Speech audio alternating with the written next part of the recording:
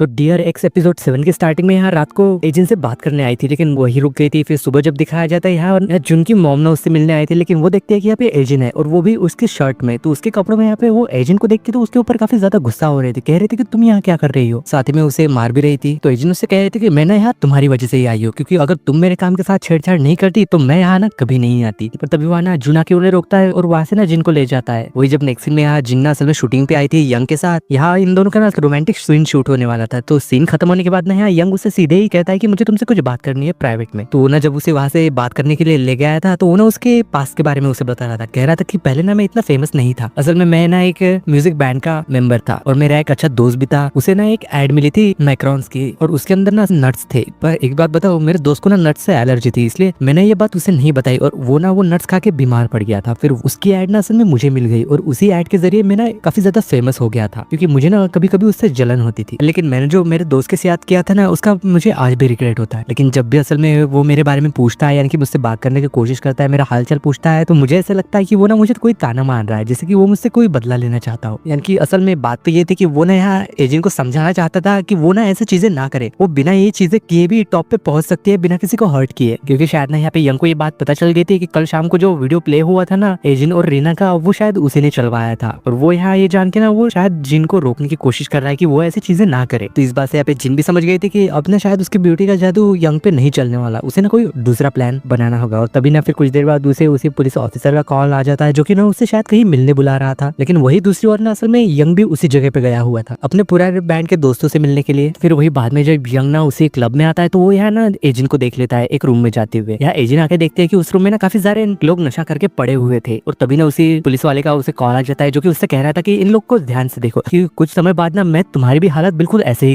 करने वाला हूँ, क्योंकि तुम ना मुझसे नहीं बच सकती। पर यार एजेंट तो उसका फोन रख के ना वहां से जाने लगते हैं, लेकिन बाहर जाते हुए ना उसे यंग यहाँ पे मिल गया था और वो तो उसे समझा ही नहीं पाती कि वो यहाँ कर क्या रही थी। तो इस वजह से यंग तो उसके बारे में और भी कुछ ख्याली पुलाव पकाने लग गया था। यानी कि ये लड़की ना काफी ज्यादा मुश्किलों से घिरी हुई रहती है, हमेशा ही बिना सोचे समझे कुछ भी करती रहती है। लेकिन वही दूसरी ओर जब जेब को दिखाया जाता है, वो यहाँ अपने कुछ लोगों के साथ काम करने लग गया था, जो कि लोगों का ना बैकग्राउंड चेक करने का काम करते हैं, यानी कि उनके ऊपर जासूसी करते हैं उनकी इन्फॉर्मेशन निकालने के लिए। तो यहाँ पे जेब को एक काम दिया जाता है जो कि उसी पुलिस ऑफिसर के बारे में था, यानी कि उस पुलिस ऑफिसर की उन्हें ना बैकग्राउंड चेक करना था। तो यहाँ वो ना अपने काम में लग जाता है और उस पुलिस ऑफिसर का ना वो यहाँ पे फोन टैप कर लेता है, जिस वजह से कि वो यहाँ ना उस पुलिस ऑफिसर की चुपके से बातें सुन लेता है। यहाँ वो पुलिस ऑफिसर एक रिपोर्टर से कह रहा था कि एजेंट ने असल में अपने डैड का खून किया है और वो एक खूनी है। तो ये बात सुन के ना वो तो शॉक हो गया था और वो ना यहाँ पे जल्दबाजी में फिर जून को ये बात बता देता है। लेकिन यहाँ जून तो उससे कह रहा था कि ये सब झूठ है, क्योंकि मैं खुद वहाँ पे गया था। और वो पुलिस ऑफिसर ना जिन को फंसाना चाहता है ताकि वो ना उस कैफे ओनर का नाम क्लियर कर सके उस मर्डर केस से, और वो साथ ही में जून से बदला भी लेना चाहता है। लेकिन साथ ही में ना वो यहाँ जेब के ऊपर गुस्सा भी हो रहा था और कह रहा था कि तुम यहाँ कर क्या रहे हो, अगर तुम्हें ये बात पता थी तो तुमने उसे रोका क्यों नहीं। पर वो सीधे ही कह देता है क्योंकि मुझे ना जिन ने मना किया था कुछ भी करने से, इसलिए मैं चाह के भी कुछ नहीं कर सकता। तो फिर ये दोनों यहाँ डिसाइड करते हैं कि हम ना आपस में काम करके शायद उसकी मदद कर सकते हैं। यानी कि फिर से ये दोनों ना एजेंट के काम आने वाले थे, यानी कि ऐसा कह लो कि एजेंट ना फिर से इन दोनों का यूज करने वाली थी। तो फिर बाद में ना ये तीनों एक साथ मिल रहे थे। यहाँ जेब तो जून से मिलकर ना काफी ज्यादा खुश लग रहा था और यहाँ वो ना उसके साथ काफी ज्यादा खुश भी लगते हैं। शायद ना जब भी जेब उसके आसपास होता है तो वो खुल के हंसती है, जैसा कि वो किसी और के साथ नहीं कर पाती। और यही बात ना असल में जून भी नोटिस करता है। लेकिन एजेंट के जाने के बाद ना वो जेब से पूछता भी है कि तुमने मुझसे इससे मिलवाया ही क्यों, जबकि तुम ये जानते हो कि तुम खुद उसे पसंद करते हो। लेकिन वो उसकी बात का जवाब देते हुए कह रहा था कि मुझे ये बात भी पता है कि वो जब तुम्हारे साथ रहती है तो कितनी ज्यादा रिलैक्स होती है, उसे किसी बात की टेंशन नहीं होती एक नॉर्मल इंसान की। तो फिर बाद में ऐसे ही करते हुए ना वो दोनों यहाँ पे यंग का बैकग्राउंड चेक करने लग जाते हैं। तो उन लोगों को पता चलता है कि यार यंग ना असल में डिप्रेशन का ट्रीटमेंट कर रहा है वो, क्योंकि उसने जो कुछ भी उसके दोस्त के साथ किया था उस बात का ना उसे आज भी रिग्रेट होता है। और उसकी फैमिली में असल में 2 ही मेंबर है, एक यंग और एक उसकी दादी, जिसके बारे में कि यहाँ पे एक उसने डायरी में लिख रखा था। तो यही डायरी चुरा के ना असल में जो एजेंट को जाके देता है, जिसका कि वो ना इस्तेमाल करने वाली थी यहाँ पे यंग का दिल जीतने के लिए या फिर उसके करीब जाने के लिए। तो फिर उस डायरी से यहाँ पे उसे पता चलता है कि उसकी दादी ना एक टेंपल जाती है, तो वो भी ना उसी टेंपल में जाने लग गई थी और वो जानबूझ के कुछ ऐसी हरकतें करती है कि उसकी दादी ना असल में इसे नोटिस कर पाए। और साथ ही में ना वो अपने मैनेजर को एक घर भी दिलवाती है बिल्कुल उसी अपार्टमेंट में जहाँ की यंग की दादी रहा करती है, ताकि वो ना बार बार वहाँ जा सके। और ऐसे ही ना वो यहाँ उसकी मैनेजर के साथ मिलकर लोगों को गिफ्ट बांट रही थी। कह रहे थे कि हम यहाँ पे अभी अभी नए नए शिफ्ट हुए हैं, ताकि वो ना यहाँ पे यंग की दादी से मिल सके। लेकिन उसकी दादी तो उसे देखते ही ना पहचान गई थी कि ये लड़की कौन है। तो वो ना उसे अंदर बुलाती है और साथ ही में उस खाने के लिए भी इन्वाइट करते हैं। तो ये जब लोग खाते हुए बात कर रहे थे तो यहाँ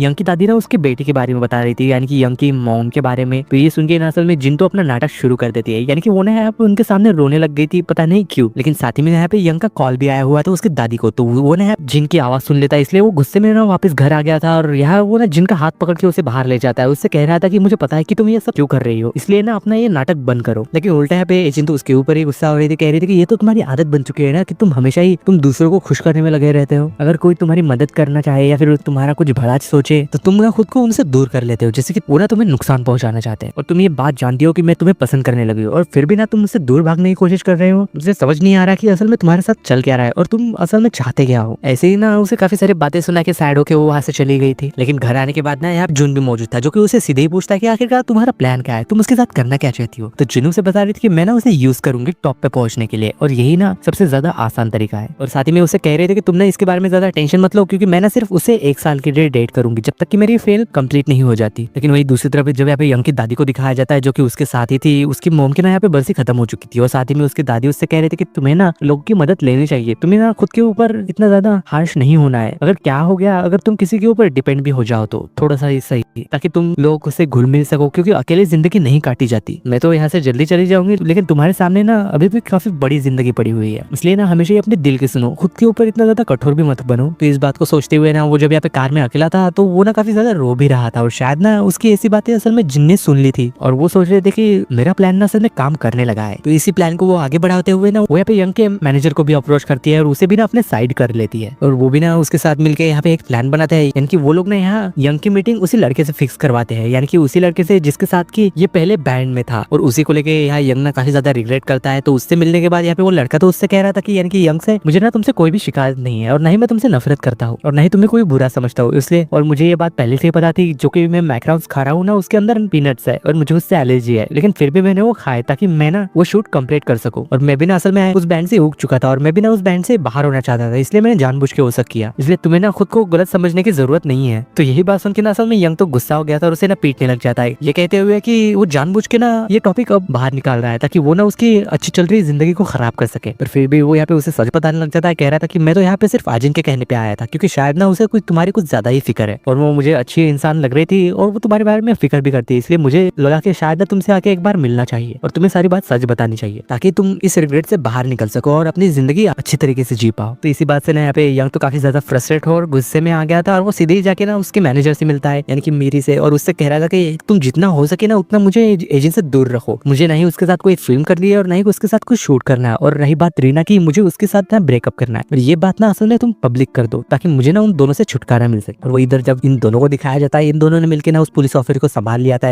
हिसाब बराबर कर लिया था, कह रहे थे कि तुम्हारी बेटी जो बाहर विदेश में पढ़ती है ना, जो कि लेती है, उसके बारे में ना हम पब्लिक कर देंगे, जिससे ना तुम्हें नौकरी से भी निकाला जा सकता है, इसलिए तुम ना एजेंट से दूर रहो वरना तुम्हें ना हम बर्बाद कर देंगे। तो इसलिए ना वो यहाँ पे फिर उस रिपोर्टर को मना कर देता है, कह रहा था कि मेरे पास ना एजेंट के खिलाफ कोई भी सबूत नहीं है, इसलिए इस बात को भूल जाओ। तो इसी बात से ना रीना भी काफी ज्यादा गुस्सा हो गई थी उस रिपोर्टर के ऊपर, क्योंकि ये रिपोर्टर ना असल में रीना के साथ में मिलकर काम कर रहा था। यहाँ रीना उससे कह रहे थे कि मैंने तुम्हारे ऊपर जितना पैसा उड़ाया है ना वो सारा बर्बाद हो जाएगा, मुझे ना वो वापस करो क्योंकि तुम ना किसी काम के नहीं हो। तो साथ ही में यहाँ पे इन लोगों को एक बात अजीब लगती है कि रीना और साथ ही में यंग के बीच में हो सकता है कि कोई फैमिली कनेक्शन, लेकिन दूसरी ओर जब यहाँ जिनको दिखाया जाता है उससे मिलने के लिए ना यहाँ पे यंग की दादी आई थी, वो यहाँ पे उससे माफी मांगते हुए कह रही थी कि तुम उस दिन रो क्यों रही थी। तो यहाँ एजेंट से कह रही थी कि आपने जो डिश उस दिन बनाई थी ना वो मेरी मॉम की फेवरेट थी, और असल में यही डिश ना यंग की दादी की भी फेवरेट है, क्योंकि जिनने ना उस डायरी को अच्छे से पढ़ लिया था और शायद ना यहाँ एजेंट का प्लान काम कर रहा है, क्योंकि यहाँ यंग ना फिर से उसे मैसेज करता है, उससे माफी मांग रहा था और साथ ही में उसे ना डिनर के लिए इन्वाइट भी करता है। तो शायद ना इस बात के लिए वो भी मान गई थी। फिर साथ ही में वो यहाँ जोक से मदद मांगते हुए कह रहे थे कि तुम ना जाके आज यंग को लेट कर दो, वो ना टाइम पे घर नहीं पहुंचना चाहिए, जितना लेट हो सके उतना लेट करवाओ उसे आज। तो इसीलिए ना वो यहाँ पे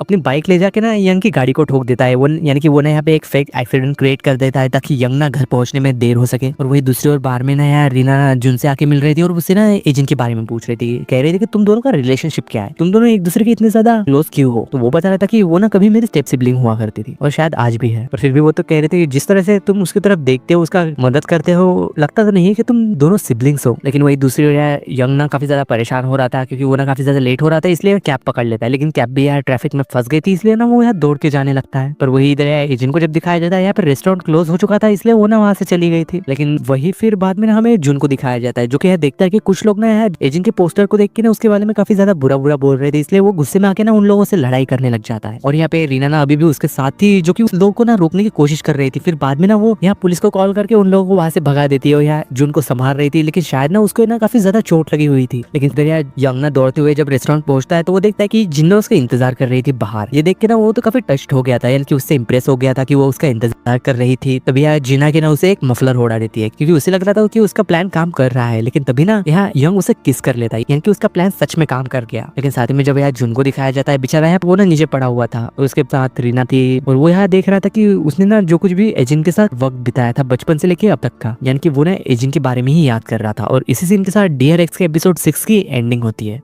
सो डियर एक्स एपिसोड 7 की स्टार्टिंग में यहाँ ये दोनों जब किस कर रहे थे, तो उस फोटोग्राफर ने ना इनकी फोटोज ले ली थी, जो कि रीना के साथ काम करता है। और तो जोग भी ना उनकी फोटो खींच रहा था एजिन के कहने पे। तो साथ ही में ना उसे इस बात का काफी ज्यादा बुरा भी लग रहा था, क्योंकि वो भी ना जिन को पसंद करता है, ये बात तो हम सबको पता है। लेकिन वही दूसरी ओर रीना जब जुन को वहां से ले जा रही थी, तो उससे कह रहे थे कि तुम ना उसके पीछे पागल हो चुके हो, तुम उसके लिए क्या कुछ नहीं कर रहे। लेकिन वो कह रहा था कि मेरा तो बस मार खाने का मन कर रहा था इस वजह से। पर यार रीना ना असल में ड्रंक थी, तो उससे ना उस फोटोग्राफर का कॉल आया था, तो वो कॉल ना असल में जुन उठा लेता और वो सुन लेता है कि वो कह रहा था मैंने ना उनकी किस करते हुए फोटो खींच ली है। तो ये बात सुन के असल में जुन तो दुखी हो गया था। लेकिन साथ ही में ना वो जिना को मैसेज करके उसे सतर्क रहने के लिए कहता है कि कोई ना उसका पीछा कर रहा है। तो वही फोटो ना फिर असल में नेट पे काफी ज्यादा वायरल हो चुकी थी। तो दूसरे दिन यहाँ मीरे ना जिनसे कह रहे थे कि तुम दोनों को ना सतर्क रहना चाहिए और उससे ना दूर रहो, ताकि तुम दोनों का करियर खतरे में ना आ जाए इस चीज की वजह से। पर फिर भी यहाँ पे जिन तो उससे ही कह रहे थे कि तुम इसकी टेंशन मत लो, क्योंकि मैं ना उसे सच में पसंद करती हूँ और इस रिपोर्टर को ना मैं हैंडल कर लूंगी, तुम इसकी टेंशन मत लो और मुझ पे भरोसा रखो। और उसके जाने के बाद ना फिर यहाँ यंग भी वहाँ आ गया था और वो भी ना यहाँ मेरे से सेम चीज कहता है कि मैं भी ना उसे पसंद करता हूँ, इसलिए हम ना दोनों मिलके ये चीजें हैंडल कर लेंगे और मैं ना उसके लिए लेके सीरियस भी हूँ और खुश भी, इसलिए मैं चाहता हूँ कि तुम ना हमारा साथ दो इस। और फिर बाद में यहाँ जिन्ना उसी फोटोग्राफर से जाके मिलते हैं, उससे कह रहे थे कि तुम्हें मेरा पीछा करने की जरूरत नहीं है, मैं ना न्यूज तुम्हें खुद ही दूंगी मेरे लव लाइफ की, तुम्हें ना उसे बहुत ही ज्यादा ग्लैमरस तरीके से न्यूज पे छापना होगा और तुम्हें मेरे पास आने की जरूरत भी नहीं है, क्योंकि मैं ना तुम्हें और भी अच्छी अच्छी फोटोज भेजूंगी, जो कि असल में जेओक ने खींची थी और वो फोटोज ना और भी ज्यादा क्लियर थी। तो फिर क्या था, इन लोगों की न्यूज ना पूरी कोरिया में चलने लग जाती है कि ये दोनों ना असल में डेट कर रहे हैं। और वही दूसरी तरफ आपकी मैनेजर को दिखाया जाता है, जिसकी असल में डेट थी, इसलिए वो भी ना डेट पे जा रही थी। लेकिन जिन उसे रोक के कहती है कि मैं ना तुम्हें एक सैलून का अपॉइंटमेंट दिलवाती हूँ, ताकि तुम ना और भी ज्यादा खूबसूरत लगो। लेकिन ड्रंक होके ना कुछ ऐसी वैसी उल्टी सीधी बातें अपने डेट से मत कह देना। यानी कि ये भी असल में जिनके प्लान का हिस्सा था। या उसकी मैनेजर का डेट और कोई नहीं बल्कि जेओक था। वो यहाँ पे ना उसकी मैनेजर को मैनिपुलेट करने लग जाता है और उससे ना बातों ही बातों में रीना वाला इंसिडेंट भी बाहर निकाल लेता है कि उसके साथ हुआ क्या था पास्ट में, ताकि वो लोग ना मिलकर उसे फिर ब्लैकमेल कर सके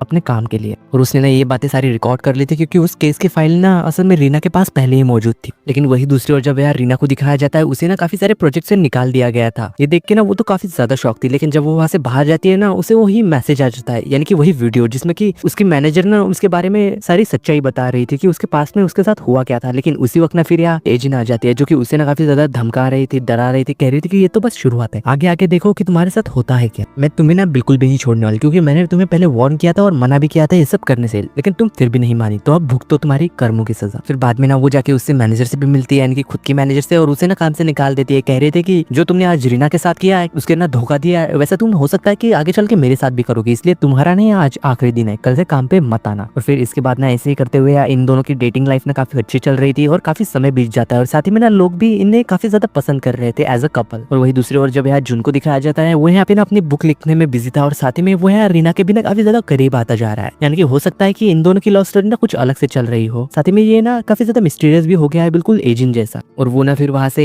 एजिन के मूवी प्रीमियर पे भी जाता है रीना के साथ। लेकिन वो सोच रहा था कि इसने तो कहा था कि वो ना यंग को सिर्फ 1 साल के लिए डेट करेगी, लेकिन 1 साल से तो ज्यादा हो गया है। अब तक ना वो वापस आई है, ना ही उससे ब्रेकअप किया है उसने। और मुझे लगता है कि शायद ना उसका भी कोई इरादा नहीं है उससे ब्रेकअप करने का। हो सकता है कि वो शायद ना उसे सच में पसंद करने लगी हो। पर हमें सब तो कोई नहीं जानता कि एजिन के दिमाग में चल क्या रहा है, उसका आगे प्लान क्या है। लेकिन वही दूसरी ओर जब जॉब को दिखाया जाता है, वो ना असल में जुन के साथ ही रह रहा है, यानी कि काफी समय से। और वो भी सोच रहा है कि काफी दिनों से एजिन का कॉल नहीं आया। लेकिन ये तो अच्छी बात है, क्योंकि वो हमें तभी कॉल करती है जबकि वो कोई मुसीबत में हो या फिर उसे कोई हम से काम हो। और इधर यार जुन को ना उसकी मॉम का कॉल आ रहा था, लेकिन वो उठा नहीं रहा था। तो ये देख के जियो उससे कहता है कि तुम्हारी मॉम का कॉल आ रहा है, तुम उठा क्यों नहीं रहे हो। तो जब वो कॉल उठाता है तो उसकी मॉम ना असल में उससे पैसे मांग रही थी। लेकिन वही दूसरी ओर जब उसके दादाजी को दिखाया जाता है, जिसकी ना तबियत खराब थी, इसलिए वो ना हॉस्पिटलाइज हुए थे और यहाँ जुन उससे ना मिलने आया था। साथ ही में ना वो उसके मैनेजर से कह रहा था कि ये बात ना मेरी मॉम को पता नहीं चलनी। लेकिन फिर भी यहाँ पे उसकी मॉम तो उसके घर में घुस गई थी, क्योंकि उससे ना कांटेक्ट नहीं हो पा रहा था। और वो ना यहाँ पे वहाँ कुछ डॉक्यूमेंट्स देख लेती है। तो ये लेके ना वो सीधी एजेंट के पास आ गई थी और उससे मारते हुए धमकाते हुए कह रही थी कि तुम आखिर क्या करने की कोशिश कर रही हो। लेकिन वो तो उससे कह रही थी कि मैंने तुमसे पहले ही कहा था कि मुझसे दूर रहो, मेरे काम के साथ इंटरफेयर मत करो। अगर क्या होगा कि जुन को ये बात पता चल गई कि वो ना उसके डैड का नहीं बल्कि किसी और का बेटा है, तो फिर वो तुम्हारा क्या हाल करेगा। तो फिर ना ऐसे ही करते हुए जब वो ना एक मॉल में आई थी उसके बॉयफ्रेंड के साथ, तो वहाँ ना वही लड़की थी जो कि एजेंट की पहली एक्स बनी थी। वो देख के ना उसे शॉक थी और वो ना फिर उसके बारे में यानी कि एजेंट के बारे में ना इंटरनेट पे पोस्ट कर देती है। लेकिन फिर भी ना यह एजेंट को इससे ना कोई भी फर्क नहीं पड़ता क्योंकि वो ना काफी बड़ी सेलिब्रिटी बन चुकी है। ऐसे ही करते हुए ना काफी दिन बीत जाते हैं। लेकिन एक दिन ना जब यह एजेंट की तबियत खराब थी तो उससे मिलने के लिए ना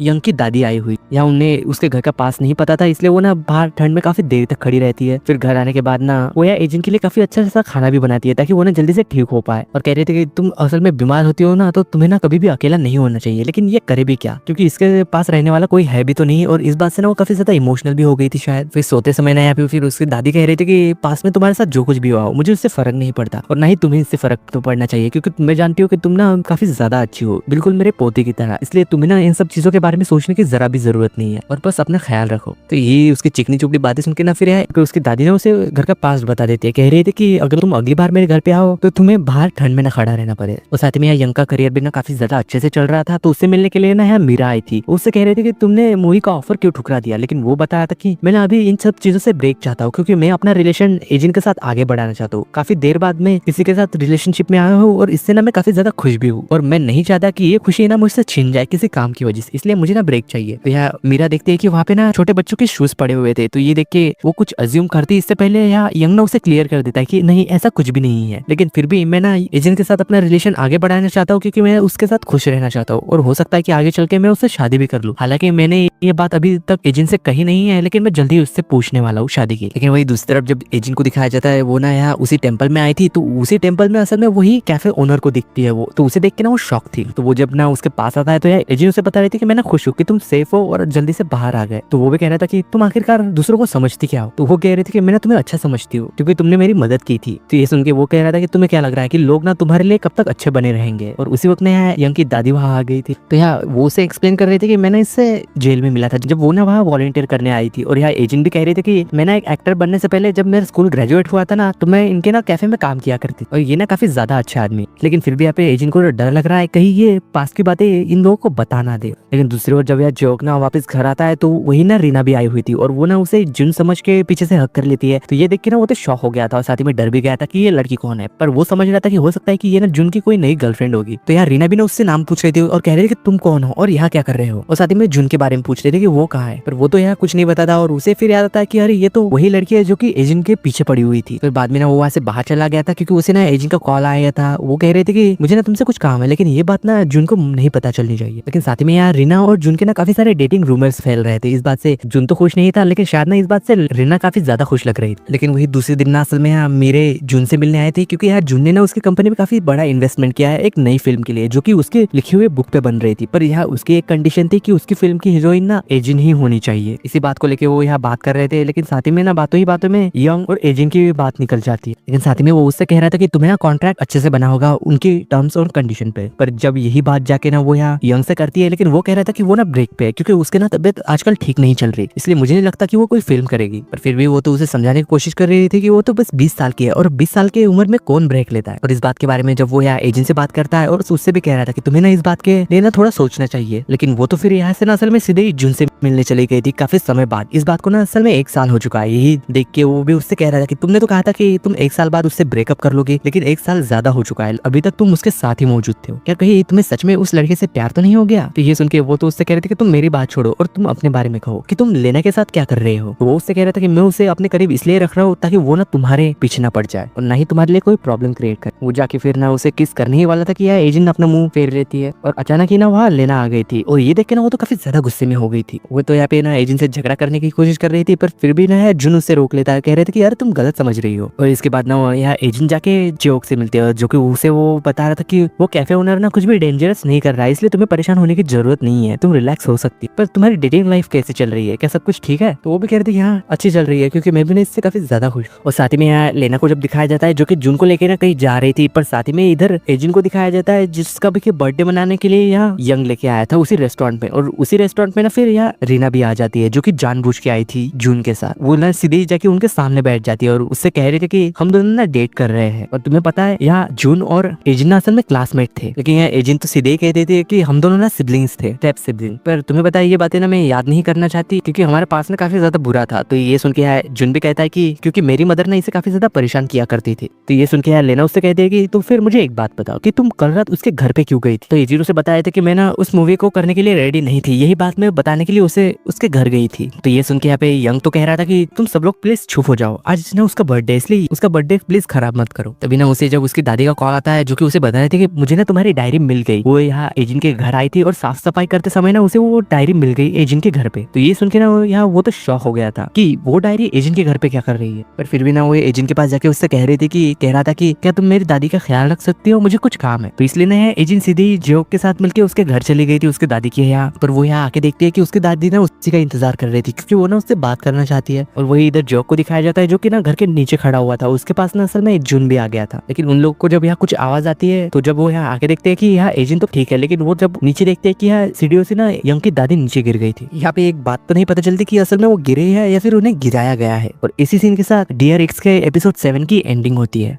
सो डियर एक्स एपिसोड 8 की स्टार्टिंग में यहाँ सब लोग हॉस्पिटल में थे जहाँ की यंग की दादी की ना सर्जरी चल रही थी और यहाँ जिन्ना काफी ज्यादा परेशान लग रही थी क्योंकि ये ना उसके साफ चेहरे से दिखाई दे रहा है। और वही जून यहाँ जिन की तरफ देख रहा था जहाँ जिन्ना किसी चीज के लिए प्रेयर कर रही थी। उसे लग रहा था कि शायद ना ये यंग की दादी के बचने के लिए प्रे कर रही हो या फिर उन्हें मारने के लिए, पता नहीं क्या चल रहा है इसके दिमाग में। लेकिन तभी यहाँ पे उन्हें पता चलता है कि यंग की दादी ना असल में मर चुकी है। तो वो फिर सोचने लग गया था कि जरूर इसकी प्रेयर ना भगवान ने सुन ली होगी या फिर उसे इग्नोर कर दिया होगा। फिर बाद में जब यहाँ उसकी दादी का ना फ्यूनरल चल रहा था जहाँ की यंग ना काफी ज्यादा उदास था, वो पूरी तरीके से टूट चुका था, जहाँ की जिन्ना उसे संभालने की कोशिश कर रही थी। और फिर ना वहाँ पे लेना भी आ गई थी, वो भी देख के ना ये काफी ज्यादा सैड हो रही थी। और उसके बाद ना वही कैफे का ओनर वहाँ आ गया था जिसे ना देख के जिन तो काफी ज्यादा डर गई थी क्योंकि उसे ना यहाँ भले से पता था कि असल में हुआ क्या होगा। फिर बाद में जब पुलिस आके ना उसका स्टेटमेंट ले रहे थे तो वो बता रहे थे कि उसकी यानी कि यंग की दादी ने उसे बिल्लियां दिखाने के लिए बुलाया था, लेकिन अचानक ही ना वो चक्कर आके नीचे गिर गई थी। लेकिन हमें जो यहाँ फ्लैशबैक में दिखाया जाता है जहाँ की उसकी दादी कह रही थी कि मुझे ना तुम्हारे बारे में पता चल गया है कि तुम ना असल में मेरे नाती को फंसाने की कोशिश कर रहे हो, इसलिए प्लीज ना उससे दूर रहो, तुम उसे धोखा दे रही हो। तो फिर वो हादसा होने के बाद ना यहाँ जियोक ना उससे कह रहा था कि तुम टेंशन मत लो, मैं ना यहाँ के सबूत मिटा दूंगा, सभी सीसीटीवी को भी ना डिस्ट्रॉय कर दूंगा, टेंशन मत लो। तो जिन यहाँ पे कह रहे थे कि यहाँ कोई सीसीटीवी नहीं है और सब लोग को ये बात पता है कि मैं यहाँ आई थी, इसलिए वो खुद ही ना हॉस्पिटल कॉल कर देती है। और वही इधर यंग का छोटा भाई ना उसे शॉप ओनर से आके पूछता है कि मुझे पता है कि तुम्हारे और एजेंट के बीच में क्या हुआ था, उसने तुम्हें फंसाया था ना झूठे मर्डर के केस में। लेकिन वो कह रहा था कि ऐसा कुछ भी नहीं है, असल में मुझे तो इस बात का गिल्ट है कि मैंने ना उससे उसके डैड को छीन लिया एक गलतफहमी के मारे, तुम जो उसके बारे में सोच रहे हो ना सब गलत है। लेकिन वही ये बात ना असल में जिन ने भी सुन ली थी। फिर बाद में ना वो उसके पास जाके उससे कहती है कि तुम्हारे पास अच्छा मौका था मुझसे बदला लेने का, तो फिर तुमने उसे बताया क्यों नहीं। तो वो इससे कहने लग गया था कि जब मैं 5 साल जेल में था ना तो मुझे पहले ऐसा लगा था कि मुझे ना बाहर आके तुम्हारे साथ बदला लेना चाहिए, लेकिन दूसरे साल लगा कि तुमने मुझे क्यों चुना ये सब चीजें करने के लिए, हो सकता है कि तुम्हें मेरी जरूरत थी। लेकिन तीसरे साल मैंने सोचा कि ऐसा तुम्हारी जिंदगी में क्या हुआ था जो कि तुम्हें ऐसा कदम उठाना पड़ा। लेकिन चौथे साल ना मुझे तुम पे फिर दया आने लगी और फिर 5वें साल ना मैंने तुम्हें माफ करने का फैसला किया और ये सोचने लगा कि शायद ना तुम्हारी जिंदगी में कभी कोई अच्छा आदमी आया ही नहीं होगा जो कि तुम्हारी मदद कर सके, वरना शायद तुम ऐसी नहीं होती आज। और मैं ये चाहता हूँ कि तुमने जो कुछ भी किया उसके बारे में तुम गिल्टी फील करो और अपनी आगे की लाइफ ना अच्छे से जियो, यही ना मेरा सबसे बड़ा बदलाव होगा। ये सब कह के ना वो वहां से चला गया था। और वही दूसरी ओर जब उसी रिपोर्टर को दिखाया जाता है जो कि ना वो एक आर्टिकल लिखने वाला था जहाँ की यंग का करियर ना अब वो छोड़ने वाला है, लेकिन वही बेकाजिंद ने तो अभी अभी अपना करियर शुरू किया है। इस बात को पूछने के लिए ना वो उसे कॉल भी करता है, पर वो तो असल में उसकी बात ही नहीं सुन रही थी। तो वो ना उसे फिर उसी लड़की को कॉल करता है एजेंट के बारे में पूछने के लिए, लेकिन वो ना उसे मना कर देती है क्योंकि जियोक ने ना उसे पहले ही धमका दिया था। तो फिर वही रात में सुनर खत्म होने के बाद ना यहाँ एजेंट जाके एक डायरेक्टर से मिलती है और वो ना यहाँ यंग का इस्तेमाल कर रही थी यानी कि उसके नाम का। वो कह रही थी कि यंग ने ना आपके बारे में काफी कुछ बताया है, ऐसा कह के ना वो यहाँ पे एक नया प्रोजेक्ट ढूंढने की कोशिश कर रही थी जो कि ना उसे शायद अब मिल भी जाता है। वो यहाँ डायरेक्टर कह रहा था कि ठीक है तुम ना मुझसे ऑफिस में आके मिल सकती हो, हम ना उस प्रोजेक्ट के बारे में बात करेंगे। तो इसी बात के बारे में जब यहाँ मीरे को पता चलती है तो वो ये बात ना असल में जियोक को बता देती है क्योंकि वो ना उसकी कंपनी का काफी बड़ा शेयर होल्डर है। अब उससे वो कह रहे थे कि यंग की दादी के फ्यूनरल पे ना वो डायरेक्टर आया था जो कि काफी बड़ा है और वो ना काफी बड़ा एक प्रोजेक्ट बना रहा है जिसके लिए कि उसने ना एजेंट को चुना है, इसलिए हो सकता है कि एजेंट के लिए ना बहुत बड़ा मौका हो एक बहुत बड़ा सुपरस्टार बनने का। तो इसी बात के बारे में जाके ना वो जब यहाँ एजेंट से पूछता है कि आखिरकार सच बात क्या है, तुम असल में उस डायरेक्टर से मिले कैसे, तो ये ना यहाँ पे फाइनल एक्सेप्ट कर ही लेती है कि शायद ना ये उसी ने किया है क्योंकि वो ना उसे काफी ज्यादा गुस्सा दिला रही थी और उसे ना मेरे बारे में सब कुछ पता चल गया था कि मैंने असल में यंग को फंसाने की कोशिश कर रही थी। तो ये बात सुनकर असल में जुन तो काफी ज्यादा शॉक था। तो फिर जब नेक्स्ट डे दिखाया जाता है